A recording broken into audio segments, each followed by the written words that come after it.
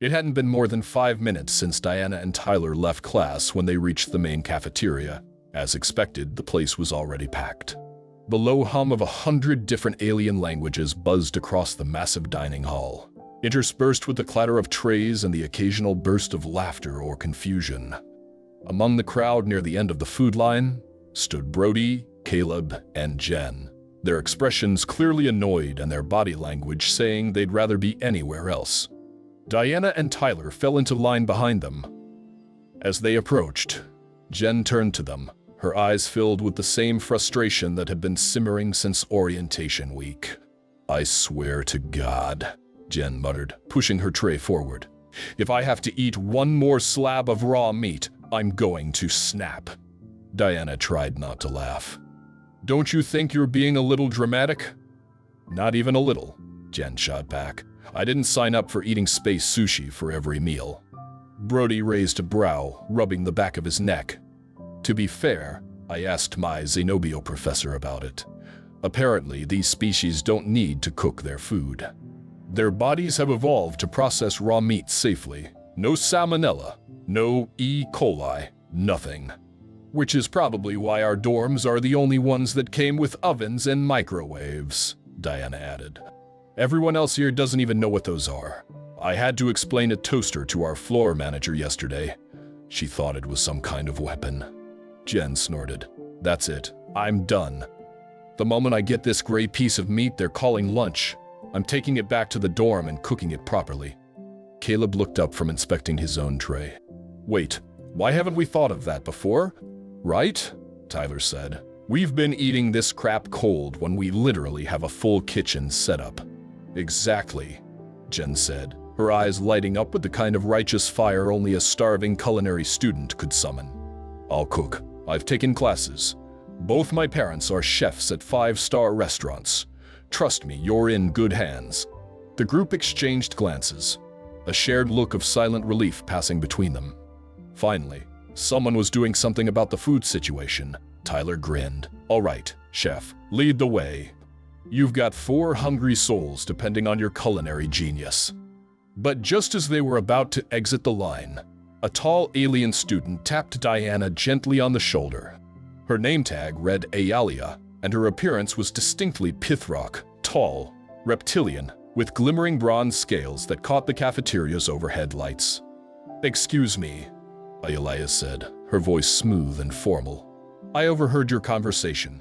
You are returning to your dorm to engage in a cooking activity?" Yeah," Diana replied, blinking in surprise. "Sorry, I didn't mean to be rude.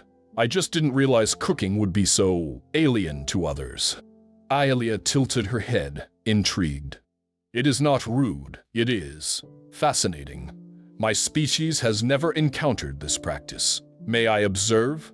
Or better yet, participate?" Jen turned, mid-grab of a food tray. "Wait, you want to watch me cook?" "If it is such an important cultural ritual among your kind," Ayalia said, earnestly, "then I would be honored." The humans were quiet for a second, unsure of how to respond. Diana looked at Jen, and Jen rolled her eyes playfully. "Fine," she sighed, a grin forming. "If we're going to introduce the galaxy to humanity's greatest invention, we might as well do it right." "Welcome to the party, Ayalia." The group gathered their food and made their way out of the cafeteria, pushing through the sea of students. As they walked, Diana explained to Ayalia how cooking was more than just a means of preparing food for humans. It was emotional, cultural, sometimes even spiritual. "We don't just cook because we have to," she said. "We cook because it's a way to connect, to share history, stories, even love." Ayalia listened intently, occasionally asking questions. "So the flavor of food changes when it is cooked?" "Drastically," Tyler chimed in. "Heat transforms texture, brings out new aromas, changes the chemical makeup of ingredients." Caleb laughed. "Honestly, just wait until you smell garlic being sautéed.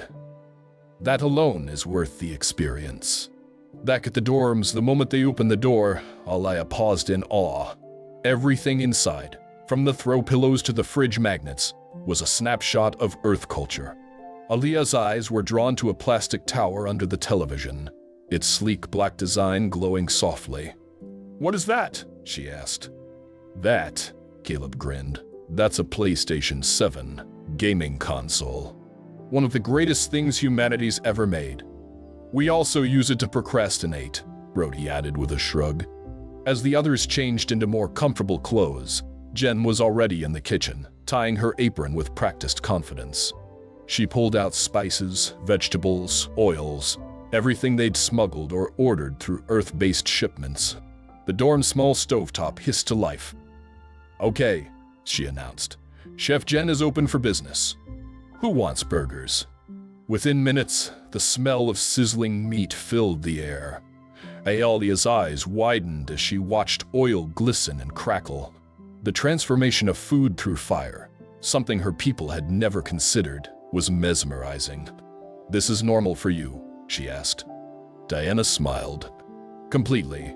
And the fire does not destroy the food. Nope. It makes it better."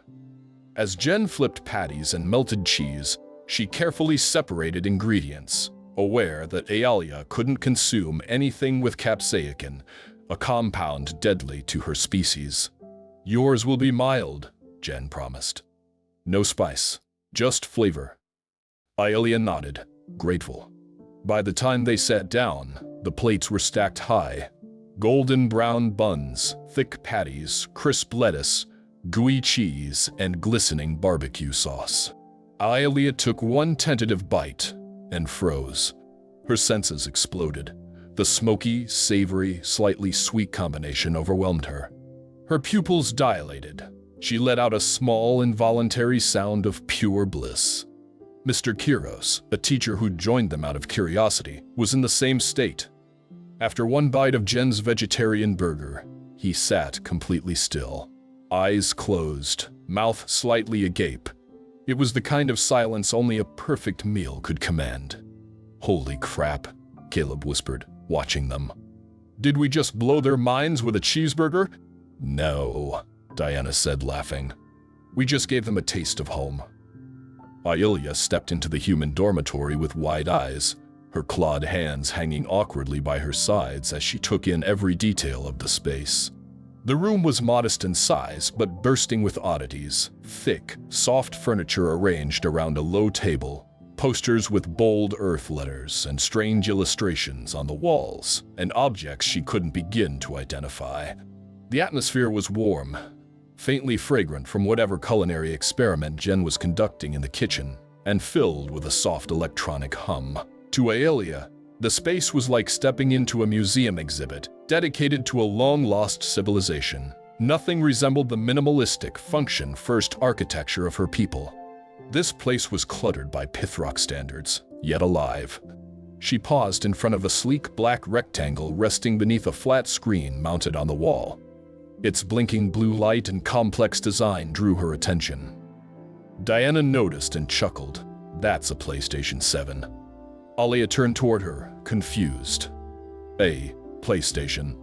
It's a game console," Caleb chimed in from the couch, where he was lounging with a soda in hand. "Basically, a machine that runs simulations for entertainment. Like full-blown worlds you can explore, battles, sports, puzzles, whatever you want." "It's incredible," Aalia said, still mesmerized by the device. "You possess such power, yet you use it to play?" "Well," Diana said with a laugh, "we do a lot of things with it. But yeah, playing is important to us." "Speak for yourself," Dean interrupted from the far side of the room. He turned to Caleb, arms crossed. "PCs are still superior. That overpriced hunk of plastic you love can't even handle native 8 gaming." Caleb rolled his eyes. "Says the guy who brags about playing indie strategy games no one's heard of. They're called hidden gems, bro." I am between them, head tilting slowly, trying to make sense of the sudden tension. "Are you engaged in some form of competitive verbal exchange?" Diana grinned. "Welcome to Earth culture. We argue about the dumbest things." Jen called out from the kitchen. "Food's almost ready." "Somebody get plates." Tyler shot up and grabbed a stack from the cabinet, tossing a few to Brody and Diana. Aalia followed Tyler, eyes scanning the cooking area. She paused again, stunned by the array of objects, metal tools, heat coils, spice racks. "This," Alia said slowly, "is where the cooking occurs." Jen nodded proudly, flipping a patty in the pan. The sizzle made Alia flinch instinctively, but she leaned closer after a second, nose twitching. "Why are you burning the meat?" she asked.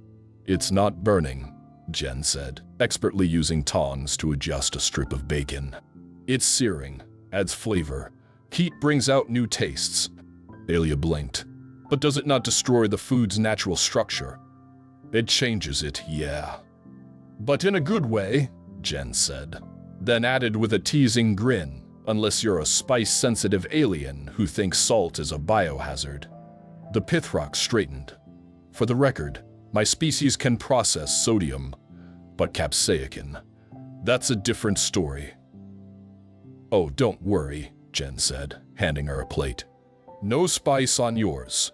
Just the good stuff: bacon, barbecue sauce, a melted cheese blend, all cooked to perfection." Alia stared at the assembled burger like it was a relic of some sacred rite. The meat glistened, steam still rising from it. She hesitated.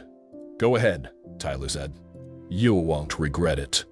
Diana nudged her, "And it won't kill you, I promise."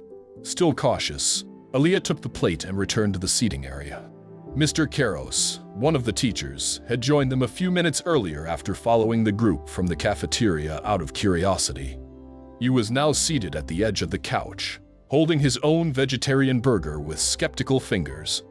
"I must say," he murmured, inspecting the meal, "this is certainly more elaborate than the nutrient blocks distributed by the school." "That's kind of the point," Diana said, taking a bite of her own burger. "We don't just eat to survive. We eat to enjoy, to celebrate." Alia slowly brought the burger to her mouth, sniffed once, then took a careful bite. The moment the flavors hit her tongue, her eyes widened in disbelief. Her body stiffened. There was smoke, sweetness, salt, crispness, layers of taste she had never known could exist in harmony. For a second, the room around her seemed to fade, replaced by a whirlwind of sensation. She set the burger down gently, stunned. Mr. Kiros had already taken his first bite and was in a similar daze. He hadn't spoken since, simply chewing with reverence, a small tear escaping the corner of his eye. Diana leaned forward. "You okay, Mr. K?" The teacher swallowed hard and nodded slowly. "Good. Very, very good." Aelia didn't speak.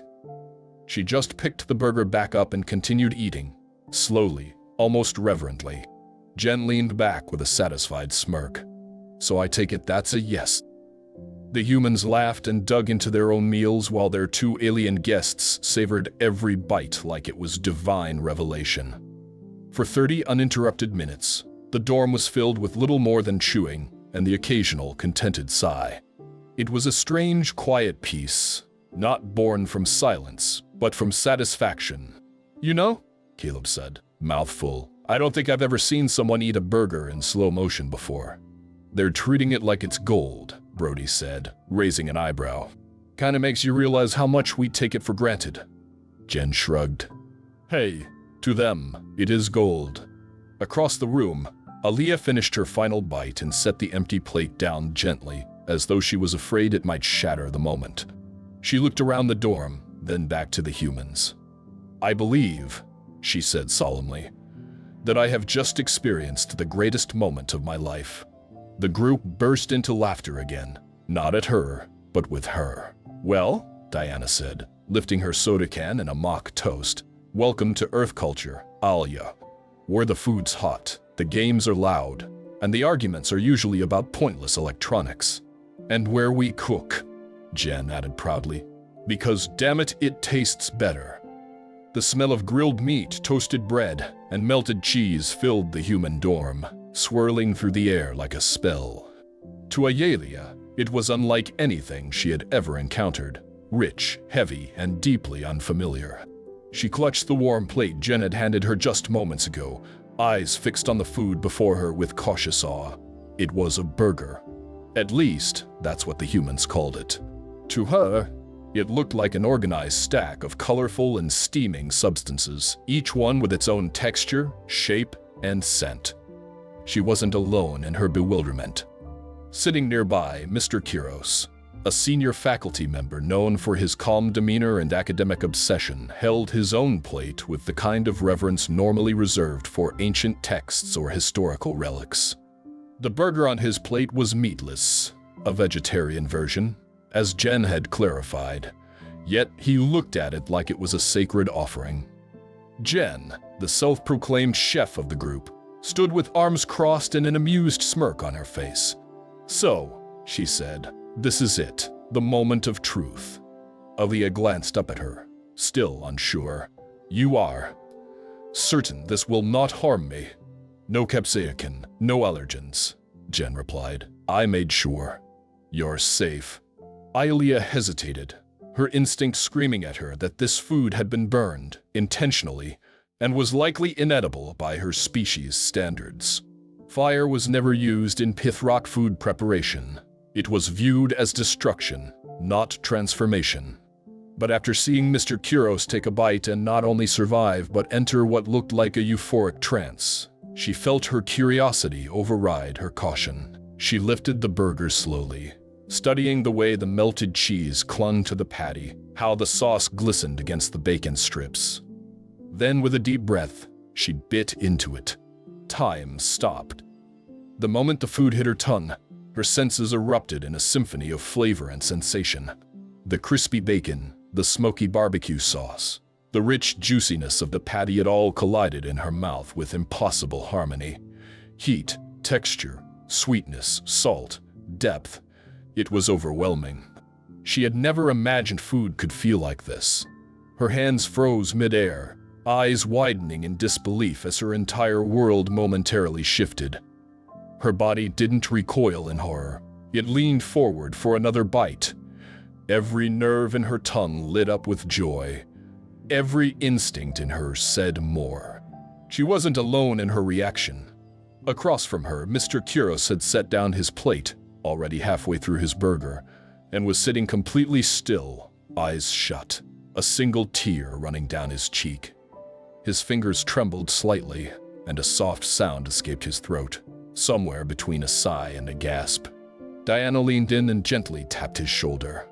Mr. K, are you okay?" The teacher opened his eyes slowly, as if waking from a vision. "Good," he whispered. "Very, very good." He picked up the burger again, savoring each chew like it was a verse of poetry. No one interrupted him. The room, usually filled with the sounds of banter and games, had fallen silent except for the quiet hum of contentment and the occasional "eme" from Aaliyah and Kiros. For the next 30 minutes, time stretched. The others, Diana, Tyler, Brody, Caleb, had already finished their meals. They were now simply sitting back, watching the two aliens as they experienced what could only be described as a food awakening. "Are they okay?" Tyler asked in a low voice, a little unsure if they'd accidentally poisoned someone with good taste. "I think they're more than okay," Diana said, grinning. "Look at them." Aaliyah was chewing slowly, methodically, pausing between each bite to absorb the experience. Her usual sharp demeanor had softened. Her movements were calm, deliberate, almost ritualistic. "I cooked that in like 10 minutes, Jen muttered in disbelief. "I was rushing.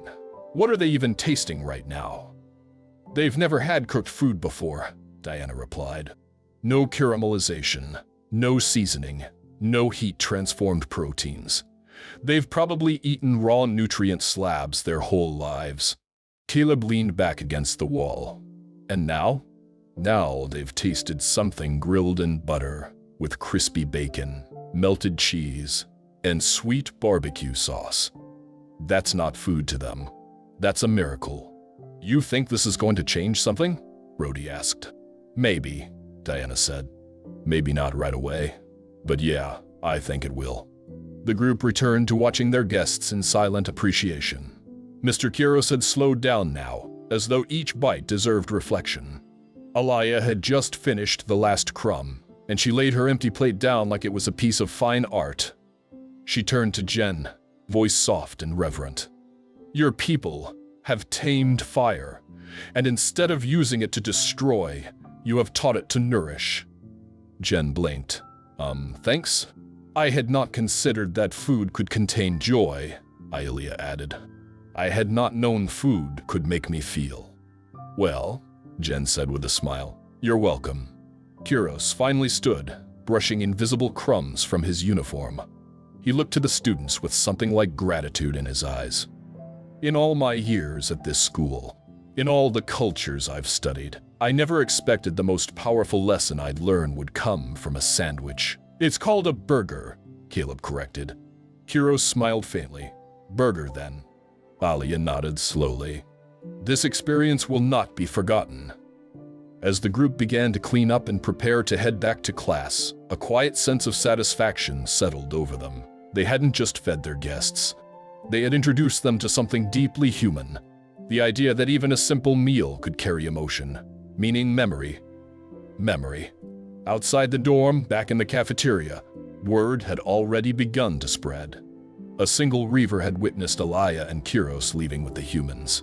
Now, he stood before his kind, breathing heavily, recounting the events in dramatic whispers. The humans, he said, had lured the teacher and Pithrock student into their den. They had used fire to corrupt sacred food. They had tempted others into committing acts against the purity of tradition. The Reavers gasped, some in fear, others in rage. To them, this was no ordinary meal. It was a ritual of heresy. But back in the dorm, none of that mattered. There, Alia sat on the couch, looking at the empty plate in her lap, the warmth of the food still lingering in her chest. For the first time, she felt she understood something vital about the humans, their boldness, their creativity, their refusal to accept the universe as it was. They didn't just survive. They crafted their world. And she had tasted it, far from the quiet warmth of the human dorm. A storm was brewing inside the cafeteria. The double doors slammed open as a lone Reaver student burst into the room, panting and wide-eyed. Zgok was younger than most of the others at the Reaver table, but his frantic expression immediately silenced their chatter. The group leader, Algak, turned his reptilian head sharply toward him, his violet scales catching the overhead lights. Zgok, Algak growled. You've been gone for 30 minutes. Explain your absence. Zgok bowed quickly, his hands shaking.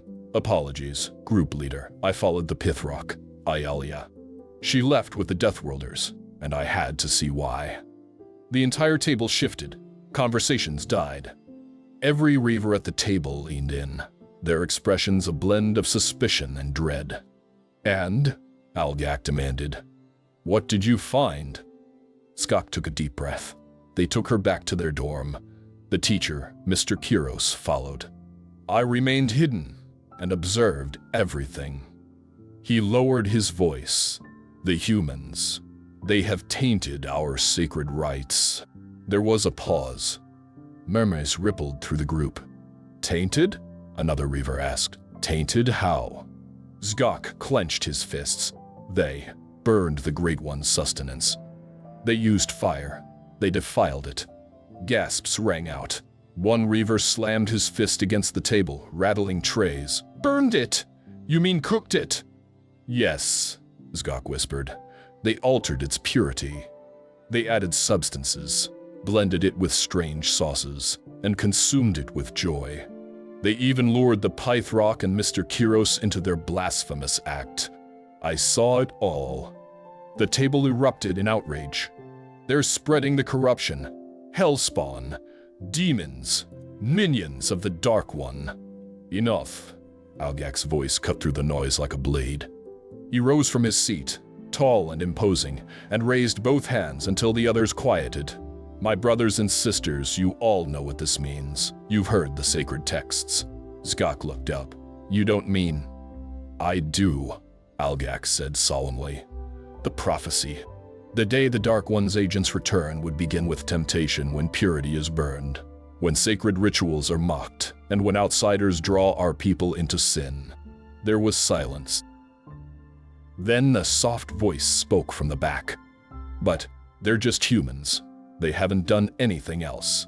They shared food. That's all. Algak turned sharply. That's all. Sharing food is how corruption begins. Look at the teacher. Look at Elia. Both are now compromised. What next? Shall we join them? Shall we let fire become part of our culture? Shall we allow the Dark Ones whisper into our halls? No, the Reavers shouted as one, fists pounding the table. This isn't just about burned meat, Algak continued. It's about the future. The prophecy speaks of demons cloaked in flesh, arriving from the stars, bearing strength beyond comprehension and minds sharpened by endless war. The group fell into a tense silence. Several nodded slowly. Today they've defiled our food, Algak said, voice rising. What if tomorrow they defile our laws, our faith, our people? Zgok took a step forward. What if they already have? Mr. Kiros shed tears over that food. Real tears. He said it was divine. Gasps spread once more. We must act, Algak declared. The Great One demands it. There was a murmur of approval, growing louder with each voice joining in. Soon, the entire group stood, pounding their fists to their chests in unison. For the Great One. The chant echoed across the cafeteria. At another table, a group of students, mostly herbivores from the garden worlds, turned their heads at the outburst, whispering nervously. They didn't understand what had happened, only that something dangerous had begun to stir. Back at the Reaver table, Alshan approached Algak with a concerned expression. Do you truly believe this is the start of the prophecy? Algak narrowed his eyes. All the signs are here. Strength beyond understanding. Disregard for the sacred. Influence over others. They've begun their campaign, Alshan. And now, like our ancestors, we must rise to meet them. But we can't just attack them, Alshan said. They're stronger, faster, more experienced if we act recklessly. I'm not suggesting a full engagement, Algak interrupted. Not yet. First, we gather information, we study them, we learn their weaknesses. Only then can we strike. Alshan hesitated. You want me to observe them? You share a class with the two humans, yes. You'll be close to them, learn how they think, how they fight, how they feel.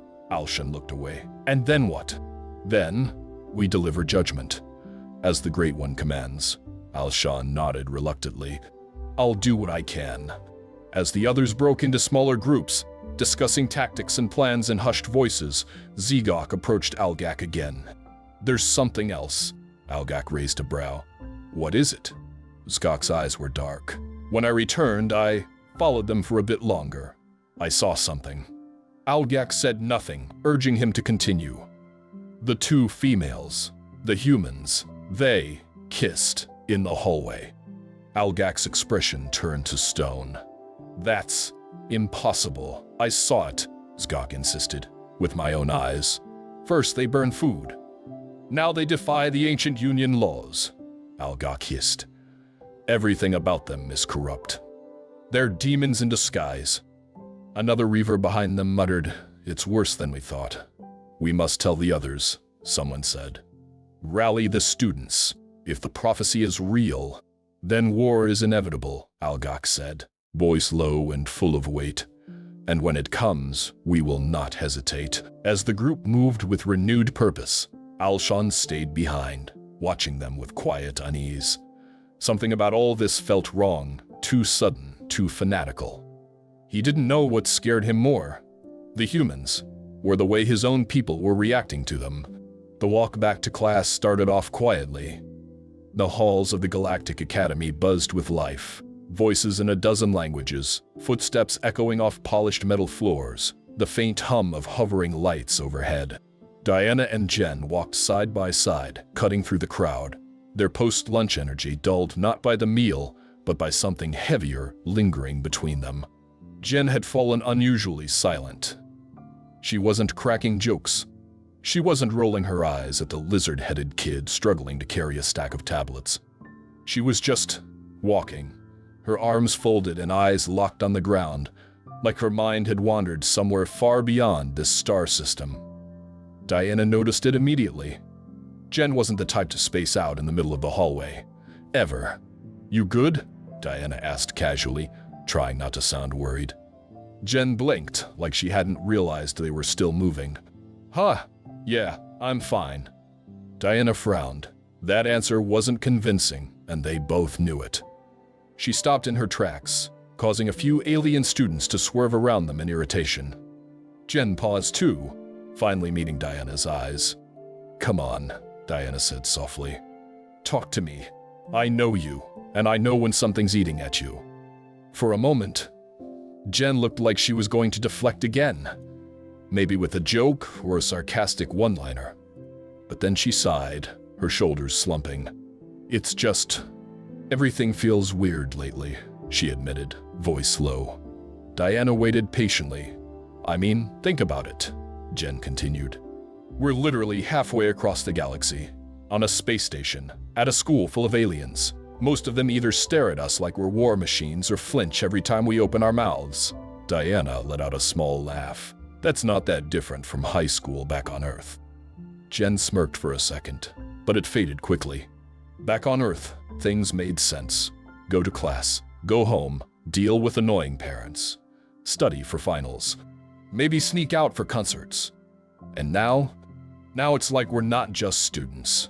We're symbols, like everything we do represents humanity. What we eat, how we talk, who we're with. It's exhausting. Diana nodded. She understood. The pressure was real, even if they didn't talk about it much. "I feel isolated," Jen added quietly. "Like I'm surrounded by people that I've never felt further from home." Diana reached out, gently wrapping an arm around her. "You're not alone, Jen. Not here. Not with me." Jen gave a small smile. "Yeah, I know. You've been my rock this whole time." They kept walking again, slowly now, no rush to reach class.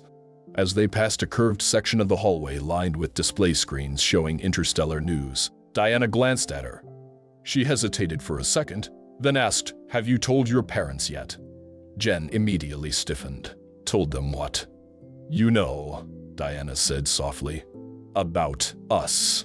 Jen didn't respond for a few seconds. Her fingers tightened around the strap of her backpack. "No, not yet." Diana didn't push. She waited. "They're religious," Jen finally said. "The kind that believe you're going to hell for loving the wrong person. And, well, they already stress about everything. Bills, work, politics. I don't want to add this on top of it." Diana frowned, her heart aching for her. "I get it. It's not easy. I waited a long time to tell my family, too. My uncle was the first one I told. I asked him not to tell my parents. I was scared they'd hate me. What happened when you finally did?" "My mom was okay with it. My dad, not so much. Took him a while, but he came around." Jen looked down at the floor.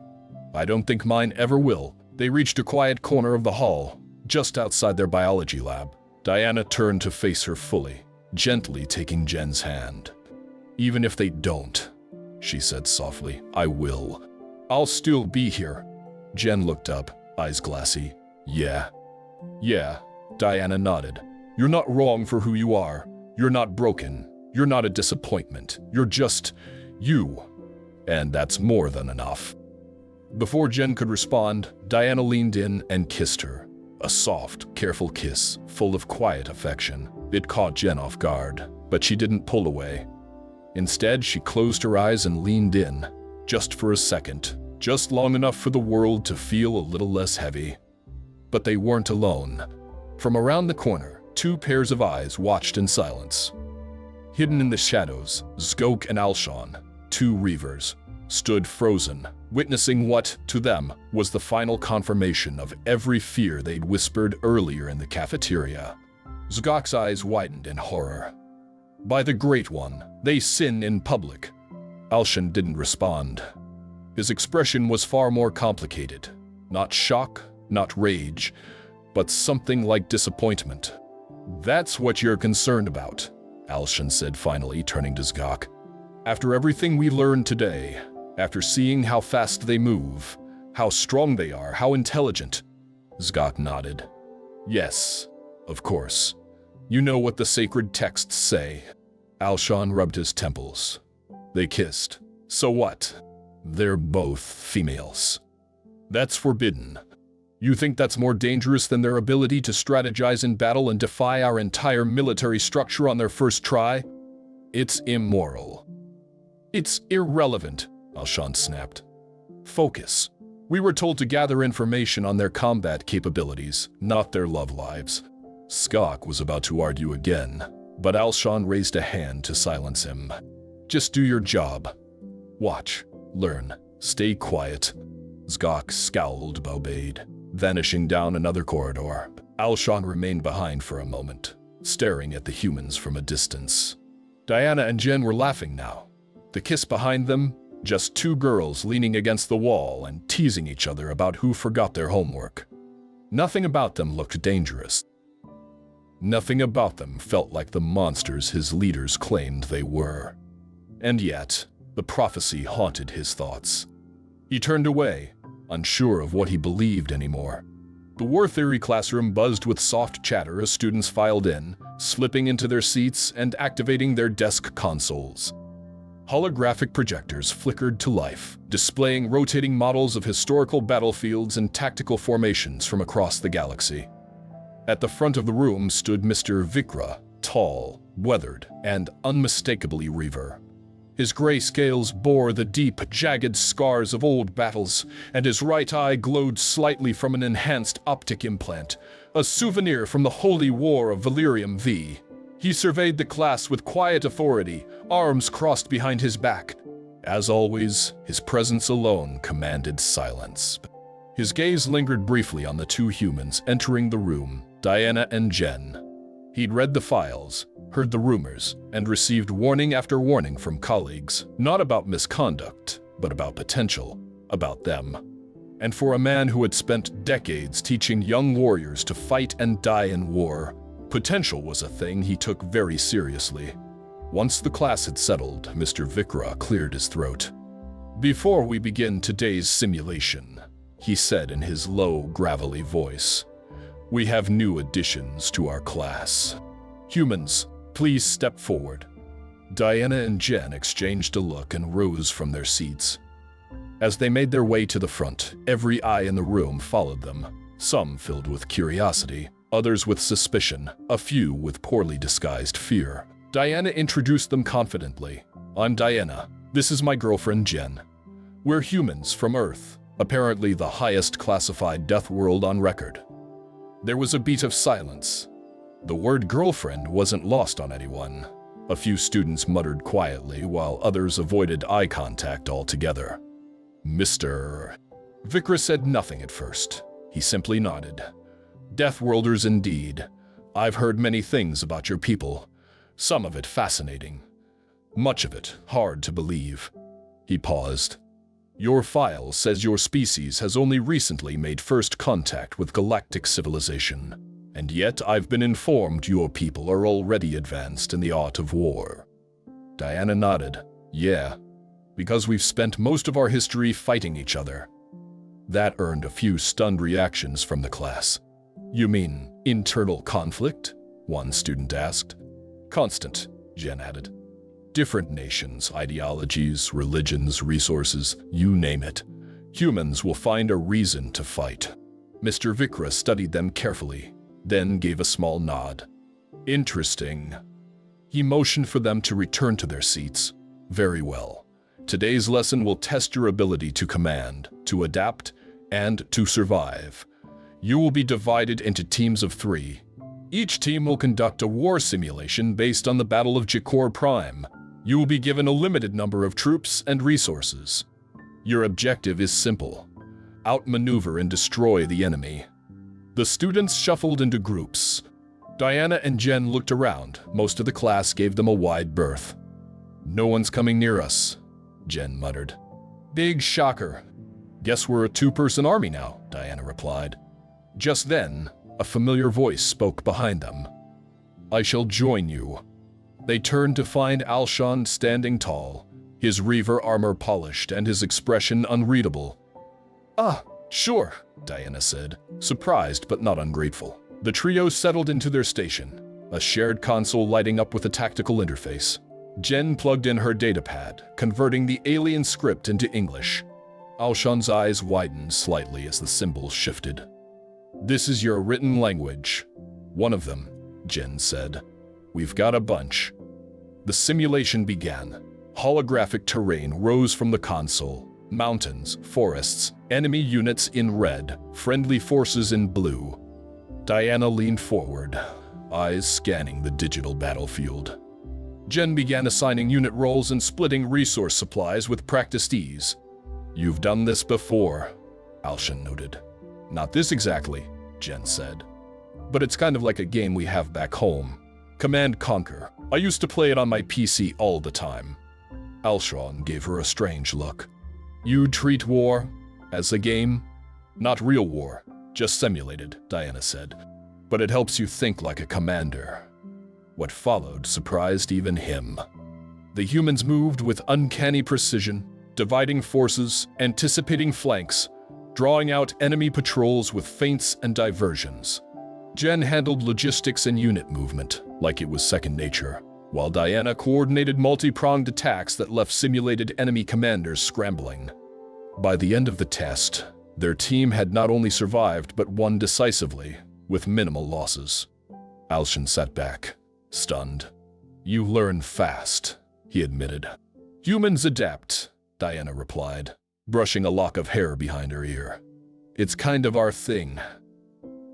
When the simulation ended, Mr. Vikra moved between the stations, reviewing the results. Most teams had failed, overwhelmed, disorganized, outpaced. But when he reached Team 5, his brow furrowed.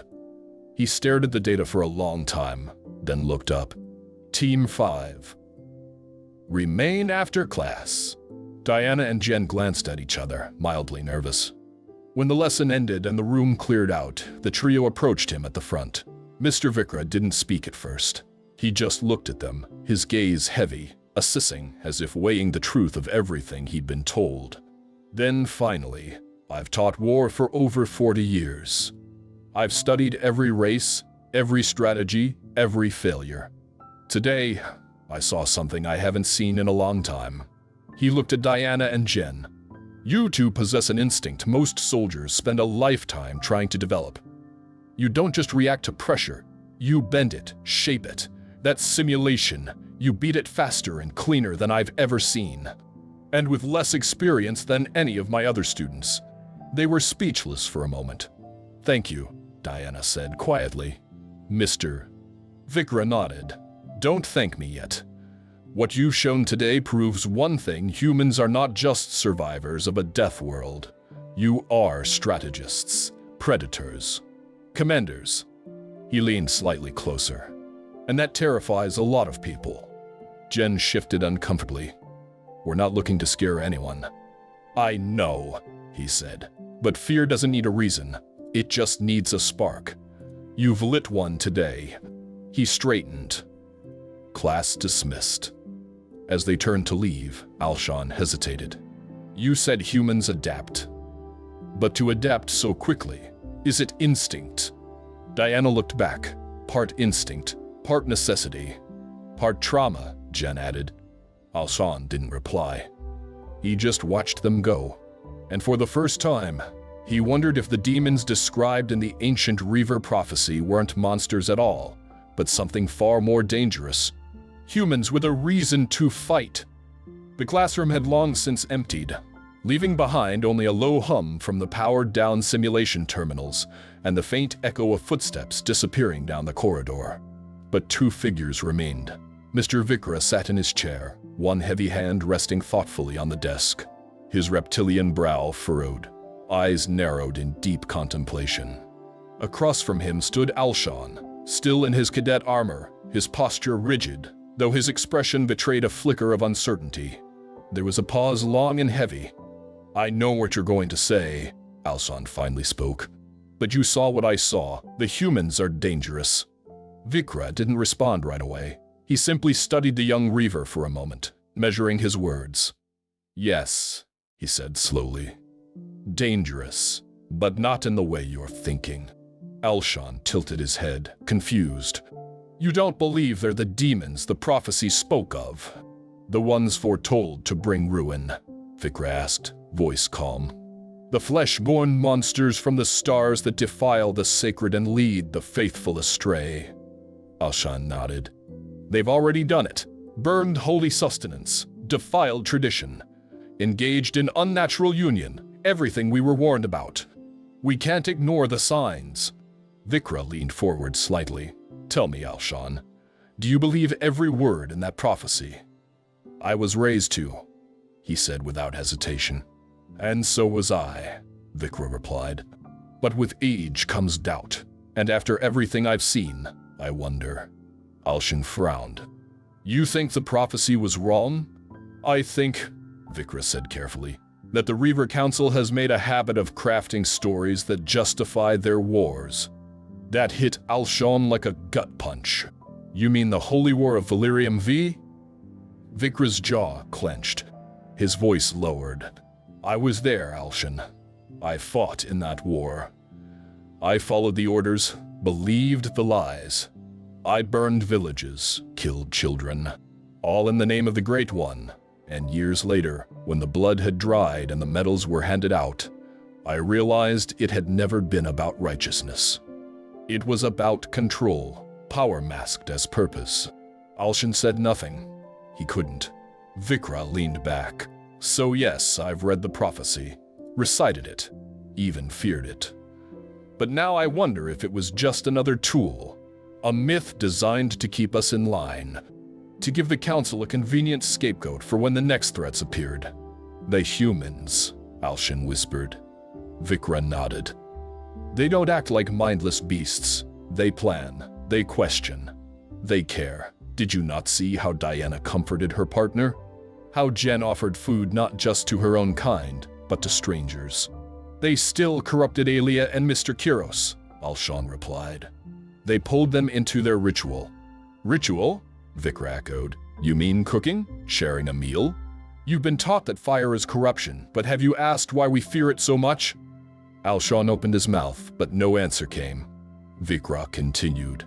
Because the Council told us to. Because fire represents change, and change threatens control. The humans have not committed evil. They've simply done things differently, and that frightens people who benefit from keeping everything the same. Alshon looked away, his internal struggle written all over his face. But if the Council lied about that, what else have they lied about? Vikra didn't answer. He didn't need to. The silence stretched. I always thought the Great One gave us free will, Alshon said eventually, his voice softer now.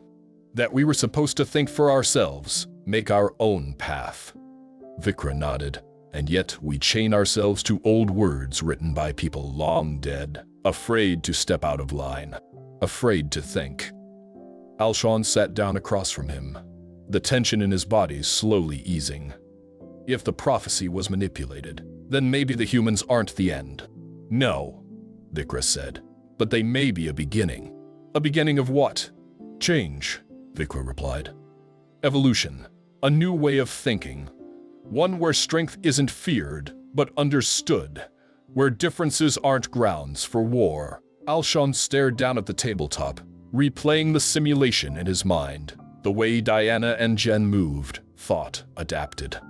They didn't just command an army, they learned in real time.